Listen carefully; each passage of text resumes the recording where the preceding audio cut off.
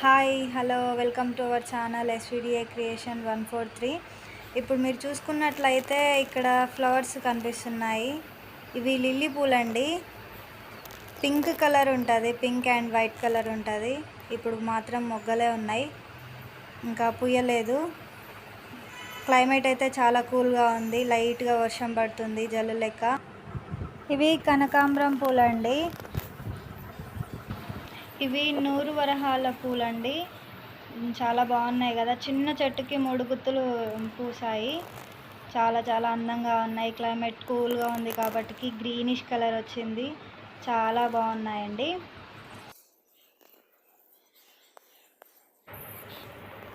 మా అమ్మమ్మ గారి ఇంట్లో ఫ్రూట్స్ చెట్ల కంటే ఫ్లవర్స్ చెట్లే ఎక్కువగా ఉంటాయి. అమ్మమ్మ వాళ్ళ ఇంట్లో చాలా రకాల పూల మొక్కలు ఉంటాయండి.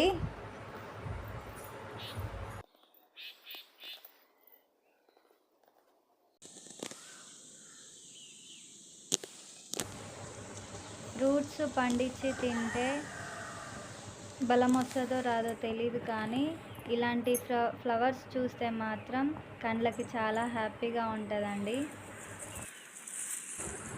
ఇవే కాకుండా ఇంకా చాలా రకాల పూల మొక్కలు ఉన్నాయి, కానీ నాకు టైం సరిపోలేదు తీయడానికి. వర్షం కారణంగా ఆపేశాను.